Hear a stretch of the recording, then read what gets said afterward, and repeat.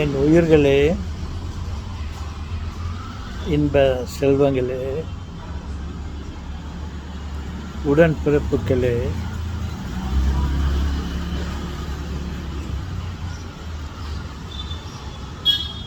இறைவா, இறைவனை அழைக்கவில்லை, எல்லாம் மறந்துட்ட பாருங்க. இறைவா, எல்லோருக்கும் என் வணக்கம். தாத்தா, என்ன தாத்தா நீங்கள் இன்னும் பல்லு கட்டிக்கலையா? இந்தியாவுக்கு போயிட்டீங்கோ, இன்னும் பல்லு கட்டிக்கல என் செல்வங்களே. ஓகே, என்ன தாத்தா ஏதோ விஷயம் எதனா இருக்கா? ஆம் செல்வங்களே, நான் ஏதோ ஒரு செய்தி பார்த்தேன். அதிலிருந்து எனக்கு ஏதோ உங்கள்கிட்ட ஏதோ சொல்லலான்னு ஒரு எண்ணம் வந்தது. என்ன என்றால், ஒருவனுக்கு ஒருத்தி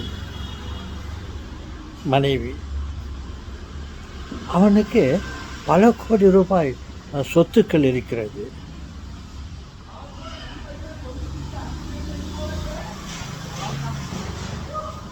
ஒருவேளை அவன் தன் மனைவியை இழந்துவிட்டால், அவன் பல கோடி சொத்துக்கு அதிபதி என்று சொல்வதில் அர்த்தம் இல்லை. அவன் ஒரு பிச்சைக்காரனுக்கு சமம். அவன் தன் சொத்தை எல்லாம் இழந்து விட்டதாகவே நாம் கருத வேண்டும் என்று நான் நினைக்கிறேன். தன் மனைவி தன்னை விட்டு போய்விட்டால், அவன் பல கோடிகளுக்கு அதிபராக இருந்தாலும் அவன் அப்பவே பிச்சைக்காரனாக மாறுகிறான்.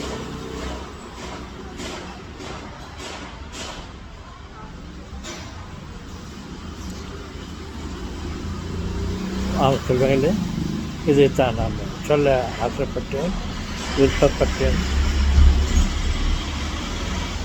தன் மனைவியை அன்பாக வைத்துக் கொள்ளுங்கள். சில சின்ன பிரச்சனைகளுக்காக அவர்களோடு வாக்குவாதம் பண்ணிக்கிட்டு பேசாமல் இருந்துக்கிட்டு இருக்கக்கூடாது. தன் மனைவி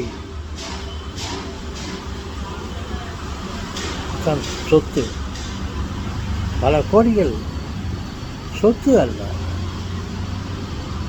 தன் மனைவி எப்பொழுது தன்னை விட்டு பிரிந்து விடுகிறார்களோ, அவர்களோடு அந்த எல்லா சொத்துமே போய்விட்டதாகவே நாம் கருத வேண்டும். என்ன இருந்து என்ன பிரயோஜனம்? எனது உடன்பிறப்புகளே, அம்மா போய்விட்டார்கள். ஃபர்ஸ்ட் ஆஃப் விளையாட்டுத்தனமா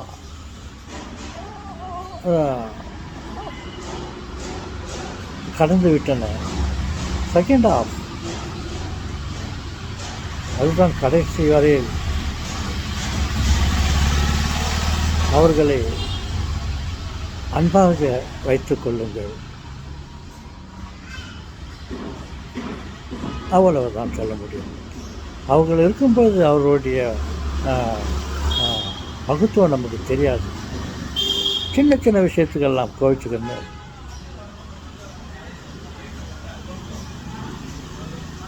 பல முடிவுக்கு வருகிறார்கள். அதெல்லாம் தவறு. ஓகே செல்வங்களே,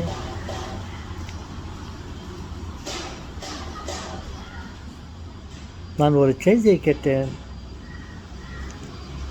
ஒரு பெண்மணி, எனக்கும் மிகவும் பிடித்த ஒரு பெண், அழகான பாடகி, அவர்கள் இறந்து போய்விட்டதாக நான் அறிந்தேன். எனக்கு மிகவும் கவலையாகிவிட்டது. இந்த சமயத்தில் மனைவியை பற்றிய ஒரு குறிப்பை உங்களுக்கு சொல்ல ஆசைப்பட்டேன், உங்களிடம் சொன்னேன். தன் மனைவி நம்மை விட்டு சென்று விட்டால் அனைத்து சொத்துக்களுமே செத்துவிட்டதாகவே நாம் நினைக்க வேண்டும்.